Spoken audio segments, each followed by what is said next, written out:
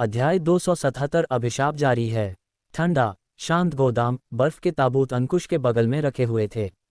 वह पूरे 3 घंटे से यहाँ बैठा था, गतिहीन, एक लकड़ी की नक्काशी की तरह। उसके दिल की आशा धीरे धीरे बुझ गई थी जैसे जैसे ये 3 घंटे बीते। भूत के साथ सहमत हुआ समय अपनी सीमा को पार कर चुका था। इस अवधि के दौरान बर्फ के ताबूतों में जहां उसके मृत रिश्तेदारों के शरीर पड़े थे, पुनरुत्थान का एक भी संकेत नहीं था। जो मर चुके थे वे मृत ही रहे और जीवित रहने वाला एकमात्र व्यक्ति वह स्वयं था। जहां तक उस भूत का सवाल है जो उसका पीछा करता था, अब भी वह उसके अस्तित्व को परिभाषित नहीं कर सकता था। अंकुश केवल इतना जानता था कि हर बार जब वह भूत से कुछ करने के लिए कहता था तो उसका कोई करीबी मर जाता था, फिर भी वह अक्षत रहता था। ये भूत की शक्ति का उपयोग करने के लिए चुकाई गई कीमत थी। शुरुआत में उसे इसका एहसास नहीं हुआ था। जब तक उसे हुआ तब तक बहुत देर हो चुकी थी।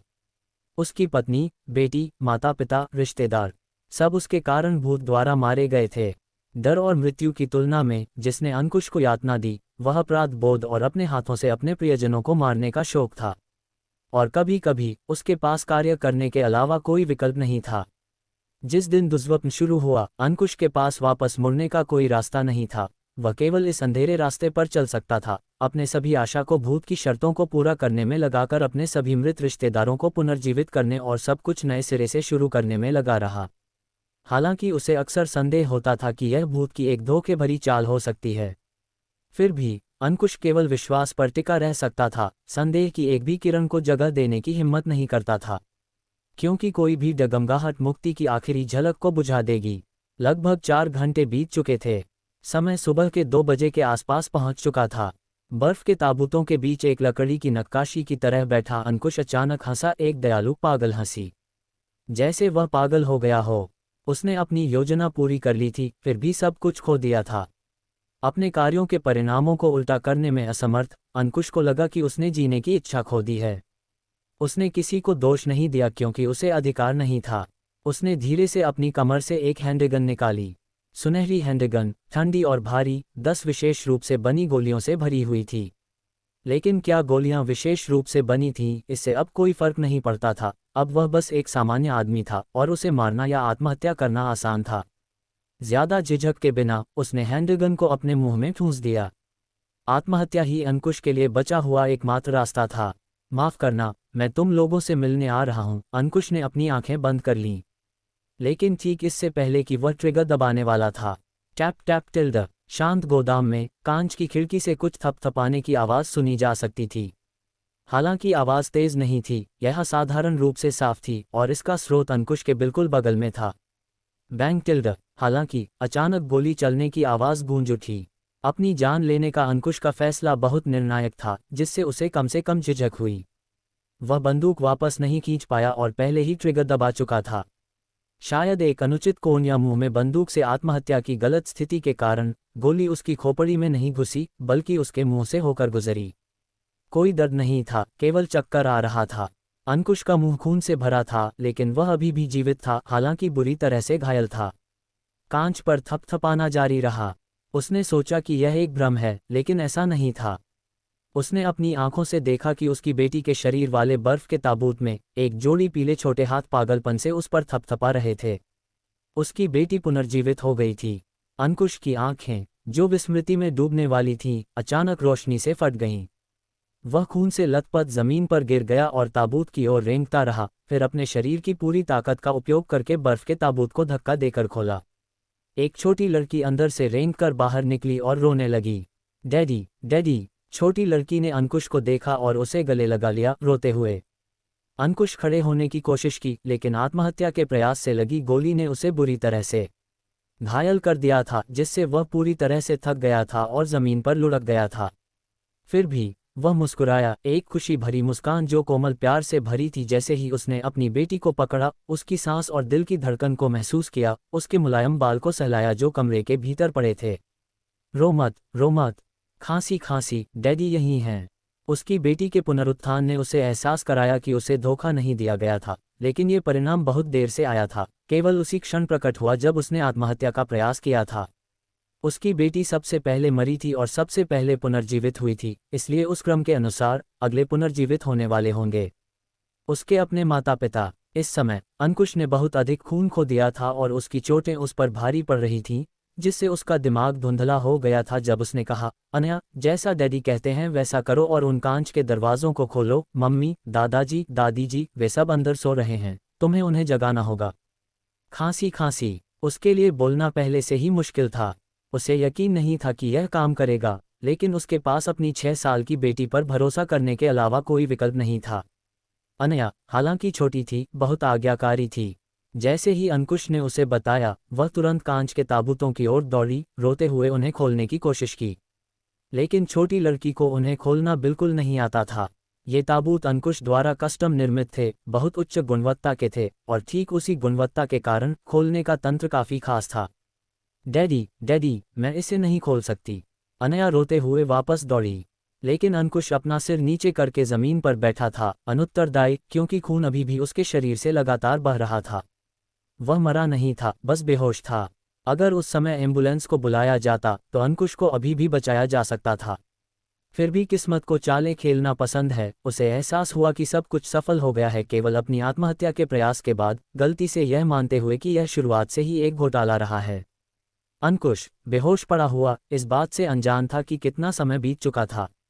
हो सकता है कि यह एक दिन या शायद आधा दिन रहा हो, लेकिन वास्तव में वह चमत्कारिक रूप से बेहोश होने के 1 घंटे बाद फिर से जागा।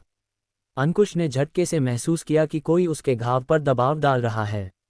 जब उसने फिर से अपनी आंखें खोलीं, तो उसने खुद को लोगों से घिरा पाया।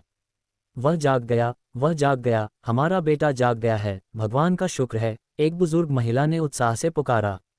अंकुश ने देखा कि उसका परिवार पुनर्जीवित हो गया था, उसकी पत्नी, माता पिता और रिश्तेदार सब वहां थे। क्या एम्बुलेंस अभी तक नहीं पहुंची? मुझे फ़ोन क्यों नहीं मिल रहा है? अंकुश, टिके रहो, हम आसपास के अस्पतालों से संपर्क कर रहे हैं, एक रिश्तेदार ने चिंता से कहा। अंकुश नहीं बोला। उसकी चेतना एक अजीब स्थिति में थी और उसे ऐसा महसूस हो रहा था जैसे उसका जागना मृत्यु से पहले की आखिरी झलक थी। डैडी, अनया उसके बगल में रो रही थी। अच्छी बच्ची, रो मत, डैडी ठीक हैं, तुमने ये कैसे किया? अंकुश ने उसके सिर को छुआ और पीली मुस्कान के साथ कहा, इस चाचा ने मेरी मदद की, अनया ने अपने आंसुओं के माध्यम से कहा, अपने पीछे इशारा करते हुए। अंकुश ने अपनी पलकों को उठाने के लिए संघर्ष किया, लेकिन अपनी बेटी के पीछे उसने किसी को नहीं देखा, बस एक गहरा अंधेरा। वह पहले तो प्रक्रिया में धीमा था, लेकिन फिर एहसास हुआ और उसकी आंखें आश्चर्य से चौड़ी हो गईं। उसने अपनी बेटी का हाथ कसकर पकड़ लिया, कुछ कहना चाहता था, लेकिन खून का एक घूंट उसके गले में फंस गया और उसके क्षण भर के ठीक होने के साथ मिलकर उसने खुद को बोलने में असमर्थ पाया। भूत अभी भी वहां था। उस क्षण भूत ने उसकी बेटी को चुना था। उसने एक परिवार के सदस्य की मृत्यु के बदले लड़की को सभी ताबूत खोलने में मदद की थी। एक भूत से निपटना, काम का आकार चाहे जो भी हो, कीमत हमेशा वही थी। फिर भी चारों ओर देखते हुए उसके बगल में कोई भी रिश्तेदार नहीं मरा था। हालांकि अंकुश को जल्द ही कुछ एहसास हुआ। एक तीखी, भयानक हंसी छोड़ी, फिर अपनी पूरी त्रासदी के साथ अपनी अंतिम सांस ली। मरने से पहले उसकी आंखें तीव्रता से अपनी बेटी के पीछे उस जगह पर टिकी रहीं जहां उसने इशारा किया था। उसके पिछले आत्महत्या के प्रयास की निराशा और बाद की विफलता के बाद आशा की एक अंतिम सांस की तुलना में ये परिणाम सबसे भयानक था, क्योंकि अंकुश जानता था कि जो त्रासदी वह सहता था, वह उसकी बेटी पर दोहराई जाएगी। उसे अनया ही क्यों होना था? अपनी लंबित चेतना में अंकुश मरने से पहले यह आखिरी विचार रखता था। अध्याय 278 अतीत के उत्तरों की तलाश। जयपुर शहर पर छाया अंधेरा हटे हुए 5 दिन हो चुके थे। इस बात की पुष्टि होने पर कि भूखे भूत का दौर समाप्त हो गया था और जयपुर शहर सुरक्षित स्थिति में था, मुख्यालय ने शहर के लिए एक व्यापक बचाव अभियान शुरू कर दिया। अभियान कुशल था। एक दिन के भीतर शहर की पानी और बिजली की आपूर्ति सामान्य हो गई और सुरक्षा के लिए विशेष कर्मियों को तैनात किया गया, जबकि विभिन्न चिकित्सा कर्मचारी जयपुर शहर के अस्पतालों में प्रवेश करने लगे। 2 दिनों के भीतर व्यापक बचाव अभियान पूरी तरह से शुरू हो गया था। शहर के हर कोने में छिपे जीवित बचे लोग एक नए जीवन को गले लगाने के लिए क्रम से बाहर आने लगे। बेशक ये सब अभी रोहित से संबंधित नहीं था। इन 5 दिनों के दौरान वह अभी भी घर पर ही रहा, बिना बाहर गए या दिखाई दिए एक घर में बंद व्यक्ति बना रहा। हालांकि इस अवधि के दौरान अंकुश ने उससे कई बार संपर्क करने की कोशिश की, उसने उन सभी को सीधे तौर पर अस्वीकार कर दिया। जयपुर शहर को ठीक होने की ज़रूरत थी और रोहित को भी। उसे जल्दी से अपनी खुद की स्थिति से परिचित होने की ज़रूरत थी। उसके पुनरुत्थान के बाद उसके शरीर में कुछ अप्रत्याशित परिवर्तन हुए थे और वह महसूस कर सकता था कि वह पहले से पूरी तरह से अलग था। फिर भी वास्तव में क्या बदल गया था, रोहित पूरी तरह से समझ नहीं पा रहा था। अगर उसे कुछ कहना होता तो यह एक तरह का वैकल्पिक पुनर्जन्म होता, जैसे उसने अतीत के विभिन्न बंधन छोड़ दिए हों। दूसरे, उसके शरीर के कार्य कुछ भयानक हो गए थे। रोहित ने जांच की थी, उसका आधा शरीर एक सामान्य व्यक्ति का था, जबकि दूसरा आधा अब जीवित नहीं बल्कि मृत का था, ठंडा, कुछ कठोर, लिवर मोटिस से ढका हुआ। शायद मैं अभी भी एक व्यक्ति की तरह सोच सकता हूं और पूरी तरह से विदेशी अस्तित्व नहीं बन पाया हूं। इसका कारण यह है कि मेरा शरीर अभी तक पूरी तरह से मरा नहीं है। कभी कभी मुझे आश्चर्य होता है कि वास्तव में एक व्यक्ति के विचारों को क्या नियंत्रित करता है, क्या यह मस्तिष्क है या ये शरीर है। अगर यह मस्तिष्क है तो अगर शरीर मर जाता है तो क्या एक व्यक्ति की भावनाएं और इच्छाएं अभी भी बनी रहेंगी। भावनाओं और इच्छाओं के बिना एक व्यक्ति अब एक पूर्ण मानव नहीं है। शांत होकर बहुत विचार करने के बाद रोहित ने इन कुछ दार्शनिक सवालों पर हार मानने का फैसला किया। वे वह नहीं थे जिनकी उसे अब चिंता करनी चाहिए। जिस चीज की उसे चिंता थी वह ये थी कि पुनरुत्थान के बाद उसका शरीर कैसे बदल गया था, प्रेत छाया के साथ पूर्ण सम्मिलन कैसे अलग था और इसे पूरी तरह से चलाने का क्या मतलब था। उसका पिछला अन्वेषण बहुत संक्षिप्त था, केवल एक मोटा मोटा अनुप्रयोग। लेकिन इन 5 दिनों में रोहित ने धीरे धीरे एक स्पष्ट समझ हासिल कर ली थी। पहला उसके शरीर की ताकत थी। रोहित के उतने मजबूत न दिखने वाले शरीर में प्रेत छाया के साथ विलय के बाद इतनी विस्मयकारी मात्रा में ताकत समाहित थी कि वह जिम में एक हाथ से एक 500 किलोग्राम का बारबेल उठा सकता था, बिना किसी असुविधा के। इस अलौकिक शक्ति द्वारा लाए गए परिवर्तन वास्तव में अविश्वसनीय थे। अगर वह अपनी पूरी शक्ति लगाता तो वह अकेले ताकत के दम पर टन स्तर तक पहुंच सकता था। यह उसे एक ताकतवर व्यक्ति बना देगा। लेकिन वह बहुत उपयोगी नहीं था। महान शक्ति ज्यादा से ज्यादा सामान्य लोगों को धमका सकती थी। भयंकर भूतों के खिलाफ ताकत बेकार थी। अगर ताकत प्रभावी होती तो मिसाइलें भी होतीं। इसे केवल एक मामूली व्युत्पन्न क्षमता माना जा सकता था। फिर मार झेलने की उसकी प्रतिरोधक क्षमता थी। रोहित अब लगभग शारीरिक क्षति से अप्रतिरक्षित था। उसने 5वीं मंजिल से कूदने की कोशिश की थी और निश्चित रूप से सुरक्षा के लिए उसने अस्थायी रूप से अपने महत्वपूर्ण अंगों को भूत क्षेत्र से सुरक्षित किया था। नतीजा ये हुआ कि वह बिना किसी रुकावट के जमीन पर उतरा और धूल झाड़कर खड़ा हो गया। बेशक ये तब था जब वह सिर के बल नहीं उतरा। उसका सिर प्रेत छाया द्वारा असुरक्षित था, जिससे यह एक कमजोरी बन गई थी। विशेष सोने की गोलियां रोहित के शरीर को भेद सकती थीं, लेकिन वे बस इतना ही कर सकती थीं। रोहित को कोई दर्द महसूस नहीं हुआ और अगले ही पल गोलियां उसके शरीर के भीतर प्रेत छाया द्वारा स्वचालित रूप से बाहर निकाल दी जाती थीं, केवल एक घाव पीछे छोड़ती थीं। घाव अपने आप ठीक नहीं होता था और उसे मानव शरीर की प्राकृतिक उपचार प्रक्रिया की आवश्यकता होती थी।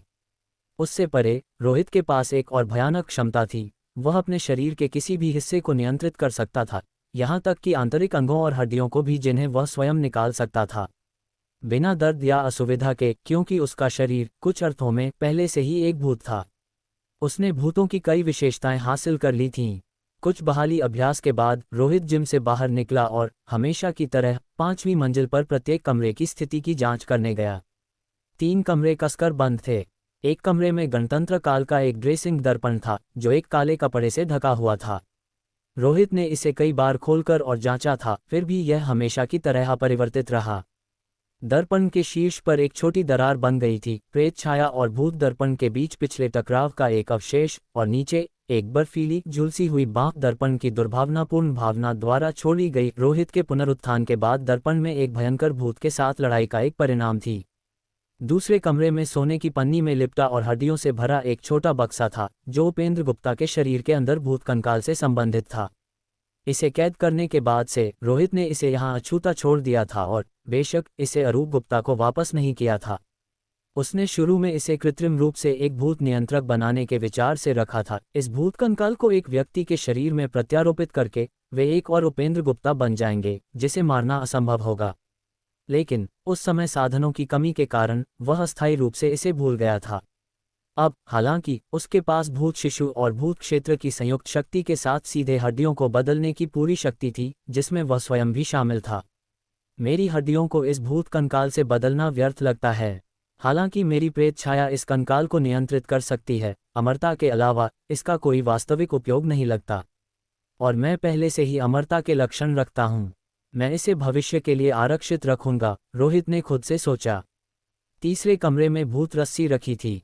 ये पूरी तरह से बहाली की स्थिति में थी और अगर सोने के प्रतिबंध को हटा दिया जाता तो यह अनिश्चित काल तक फैल सकती थी। लोगों को तो छोड़िए, भूतों को भी फांसी देने में सक्षम थी।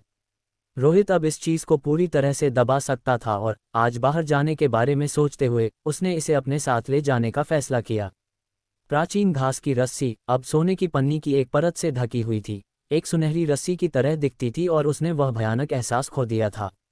अपनी कमर के चारों ओर एक चाबुक की तरह बंधी हुई ये भयंकर भूतों के खिलाफ एक विशेष हथियार के रूप में कार्य करती थी। आत्मरक्षा के लिए उपयोगी थी, लेकिन इसे अच्छी तरह से नियंत्रित करना था, क्योंकि एक सख्त अर्थ में ये बड़े पैमाने पर विनाश का एक हथियार था।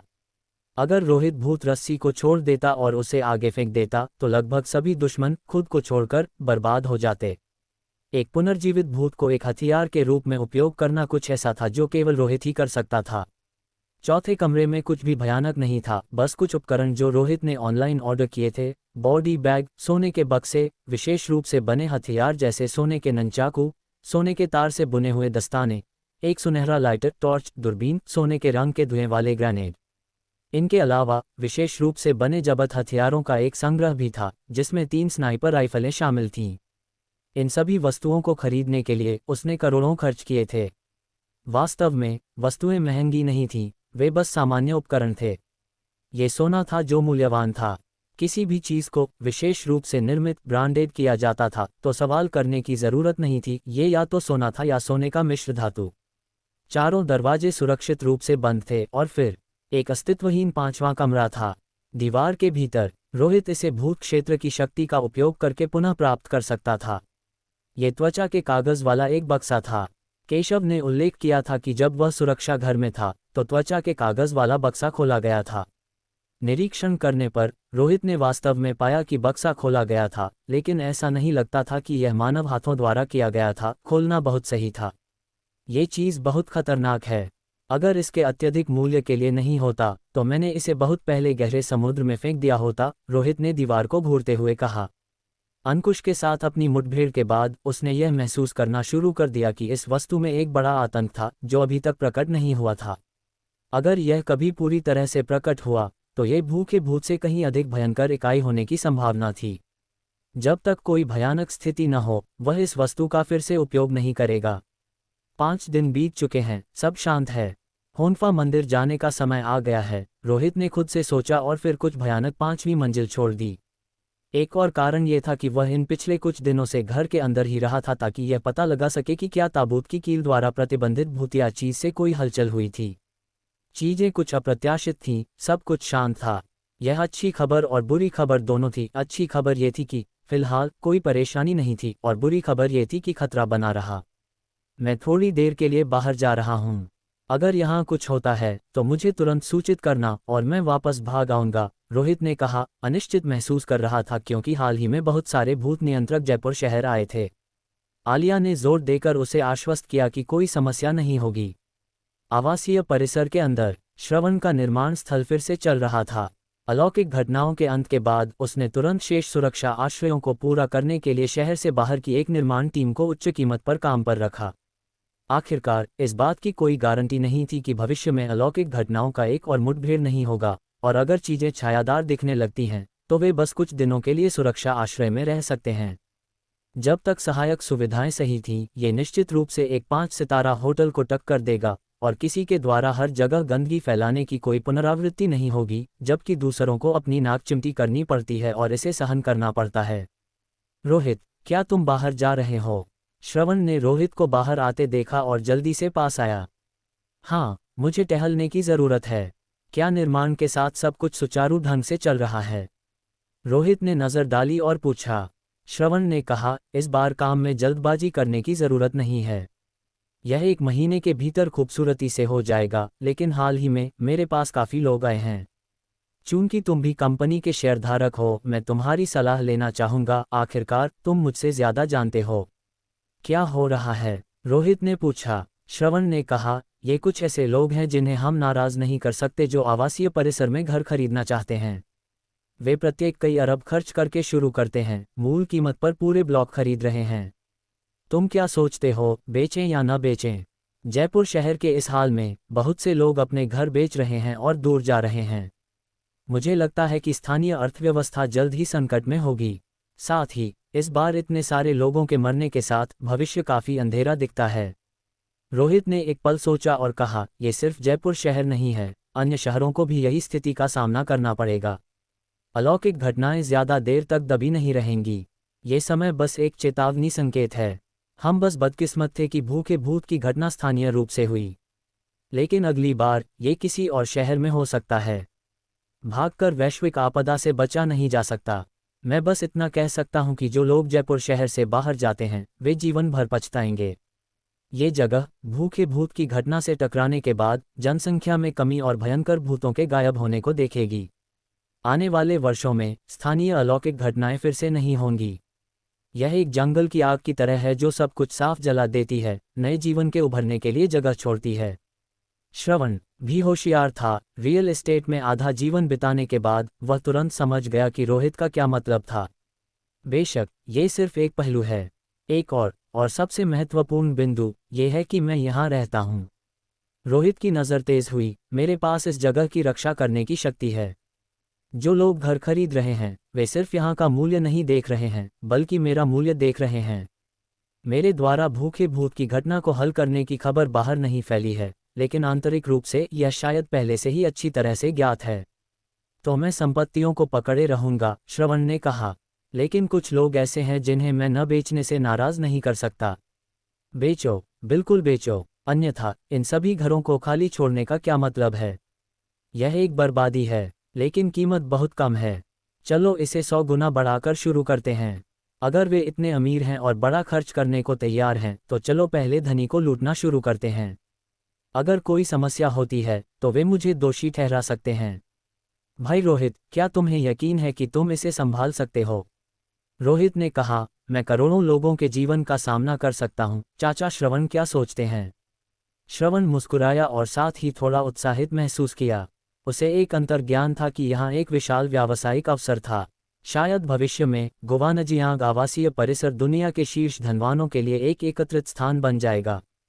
जब तक रोहित दृढ़ खड़ा रहा, ये दुनिया के सबसे सुरक्षित वाणिज्यिक जिलों में से एक होगा। जल्द ही रोहित गाड़ी चलाकर निकल गया। वह होन्फा मंदिर जा रहा था।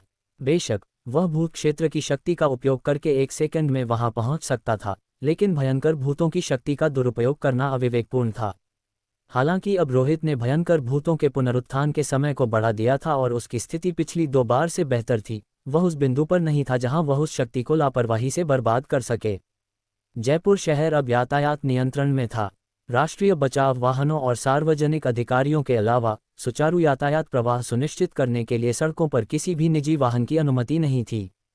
इसके अतिरिक्त शहर की सुरक्षा सुनिश्चित करने के लिए विशेष ऑपरेटिव हर जगह गश्त करते हुए देखे गए। रोहित एक विशेष ऑपरेटिव चौकी पर आया और अपने मुख्यालय क्रेडेंशियल दिखाने के बाद ही बिना किसी बाधा के जाने की अनुमति दी गई। भूत आंख रोहित। उसके क्रेडेंशियल को देखकर स्क्वाड लीडर ने कुछ सम्मान भी दिखाया। इससे रोहित को थोड़ी शर्मिंदगी महसूस हुई। लगता है यहाँ काफी लोग हैं। जब वह होन्फा मंदिर पहुंचा तो उसने पाया कि यह अगरबत्ती जलाने और बुद्ध से प्रार्थना करने वाले लोगों से खचाखच भरा हुआ था। वे सभी जीवित बचे लोग थे। रोहित ने चारों ओर पूछा और जल्दी से स्थिति को समझा, ये जानते हुए कि जयपुर शहर प्रेतवाधित था और भूतों के अस्तित्व में विश्वास करते हुए लोगों ने स्वाभाविक रूप से देवताओं और बुद्ध की सुरक्षा की मांग की। अगर उन्हें मंदिर के मास्टरों से कुछ ताबीज मिल सकते थे या घर पर रखने के लिए कुछ पवित्र धर्म कलाकृतियां, तो वे रात में अधिक शांति से सोएंगे। लेकिन वह जानता था कि इसका ज्यादा उपयोग नहीं होगा, केवल मनोवैज्ञानिक आराम प्रदान करेगा। रोहित उनके भ्रम को तोड़ने में समय बर्बाद नहीं करेगा। आतंक के सामने लोगों के लिए कुछ मनोवैज्ञानिक आराम होना एक अच्छी बात थी। इस कतार में कितना समय लगेगा? हालांकि मेरी क्षमताओं का दुरुपयोग करना अच्छा नहीं है। एक उत्तर और सत्य की तलाश करना ही एकमात्र विकल्प बचा है। एक लंबी कतार की तरह कतार में लगने की जरूरत नहीं थी। उसने सीधे भूत क्षेत्र का उपयोग किया, होन्फा मंदिर को कवर करते हुए। किसी को भी प्रभावित किए बिना रोहित एक कोने में रहस्यमय ढंग से गायब हो गया और जब वह फिर से प्रकट हुआ तो वह पहले ही मंदिर के पिछवाड़े में एक निवास पर पहुंच चुका था। गंजा भिक्षु सादे कपड़े पहने हुए और चश्मा लगाए हुए टीवी देख रहा था। टीवी पर खबरें सब जयपुर शहर की घटनाओं के बारे में थीं। भूखे भूत की घटना के संबंध में राज्य ने न तो सक्रिय रूप से खबर फैलाई और न ही इसे सेंसर किया, न ही उसने सीधा जवाब दिया, बस तूफान को उठाने की अनुमति दी। इस प्रकार समाचारों में सभी प्रकार की विचित्र अटकलें दिखाई दीं। मास्टर अभी भी टीवी देखने के मूड में हैं। कमरे का दरवाज़ा बंद था, फिर भी रोहित उसके अंदर प्रकट हुआ। बाहर इतनी हलचल के साथ मास्टर धर्मग्रंथ पढ़ने और अगरबत्ती चढ़ाने वालों को आशीर्वाद देने क्यों नहीं जाते? गंजे मास्टर ने आश्चर्य में ऊपर देखा, लेकिन रोहित को देखने पर वह बिल्कुल भी हैरान नहीं लगे, बस मुस्कुराए और अपना चश्मा नीचे रखा। गंजे मास्टर ने कहा, मैं इन पिछले कुछ दिनों से तुम्हारा इंतजार कर रहा हूं क्योंकि मेरे पास तुम्हें बताने के लिए कुछ बुरी खबर है। वह क्या है? उस दरवाजे के पीछे की चीज चली गई है। गंजे मास्टर ने कहा, तुम्हारे द्वारा वह ताबूत की कील ले जाने के बाद 1 मिनट भी नहीं बीता होगा जब दरवाजे के पीछे कुछ भी नहीं बचा था, बस एक खाली दीवार। रोहित की नज़र थोड़ी झपकी, मुझे पहले से ही यह अनुमान था। आखिरकार जयपुर शहर हाल ही में बहुत शांत रहा है। अगर अंदर का भूत भाग गया होता तो स्थिति निश्चित रूप से बदल जाती। इसके अलावा मुझे डर है कि कहने के लिए और कुछ नहीं है। उस गुप्त कक्ष के बारे में मैंने इसे अपने मास्टर से भी सुना था। मेरे मास्टर ने उल्लेख किया था कि अतीत में होन्फा मंदिर के उच्च भिक्षुओं द्वारा वहां एक भयंकर भूत को कैद किया गया था, जिसे राक्षस वश में करने वाले मूसल से दबाया गया था, और हमें वंशजों को इसे करीब से देखने और भयंकर भूत को बाहर आकर बुराई करने की अनुमति न देने का निर्देश दिया। गंजे मास्टर ने कहा, जब मैं जवान और बेवकूफ़ था तो मैं उत्सुक था और एक बार अंदर गया था। मैंने देखा कि अंदर क्या था। एक सफ़ेद हड्डी का पेड़, एक 3 मीटर लंबी काली छाया, एक अकेली आंख एक अजीब लाल चमक उत्सर्जित कर रही थी। जैसे ही उसने ये कहा, उसने रोहित के माथे पर भूतिया आंख की ओर देखा। मैं इतना डर गया था कि मैं बाहर भाग गया। तब से मैंने अपने मास्टर के निर्देशों का कड़ाई से पालन किया है। साल में एक बार दरवाजे के ताले की जांच करता हूँ, नियमित रूप से इसे बदलता और मरम्मत करता हूँ। इस रहस्य को अगले मुख्य भिक्षु को सौंपने की तैयारी करता हूँ। गंजे मास्टर ने कहा, लेकिन कुछ महीने पहले वह दरवाज़ा खुला और वह गायब हो गई। मैंने इसे लिया। रोहित ने कहा, वास्तव में वहाँ एक भयंकर भूत कैद था, लेकिन मैंने यह नहीं पूछा। यह इस चीज़ की उत्पत्ति के बारे में है, क्या आपको पता है? मुझे ये कैसे पता होगा? यहाँ तक कि मेरे मास्टर को भी नहीं पता था, शायद उनके मास्टर को पता था। गंजे मास्टर ने लाचारी से सिर हिलाया, लेकिन कुछ सत्यापन के बाद मुझे कुछ जानकारी मिली। ये पता चला कि यह कक्ष बिल्कुल प्राचीन नहीं है। मंदिर में इस कक्ष के निर्माण के बारे में कुछ रिकॉर्ड हैं, लगभग गणतंत्र काल के आसपास। और मेरे मास्टर के मास्टर उस समय जीवित थे। शायद कुलपति को इस चीज़ की उत्पत्ति का पता था। गणतंत्र काल, फिर से रोहित ने भौहें सिकोड़ी। कक्ष का निर्माण गणतंत्र काल के दौरान किया गया था और गुवानजियांग आवासीय परिसर के भीतर का पुराना घर भी था जिसे ढहाया नहीं गया था। क्या भूत वश में करने वालों और भयंकर भूतों के बीच की लड़ाई तब शुरू हुई थी? या क्या 100 साल पहले ही भयंकर भूत पुनरुत्थान का एक प्रकोप था जो सूचना की अविकसित स्थिति और अस्थिर विश्व स्थिति के कारण किसी का ध्यान नहीं गया? ऐसा लगता है कि अतीत का पीछा करने से मुझे वह उत्तर नहीं मिलेगा जो मैं चाहता हूँ। रोहित कुछ निराश था। वह अधिक जानना चाहता था, लेकिन संबंध पहले ही खो चुके थे। समय ने सभी महत्वपूर्ण जानकारी को मिटा दिया था, और जो लोग वास्तव में रहस्यों को समझते थे, वे शायद अब इस दुनिया में मौजूद नहीं थे। अपने पूर्ववर्तियों के अनुभवों को विरासत में लिए बिना भविष्य के भूत वश में करने वालों को भयंकर भूतों का सामना करते समय महान कठिनाइयों का सामना करना निश्चित है।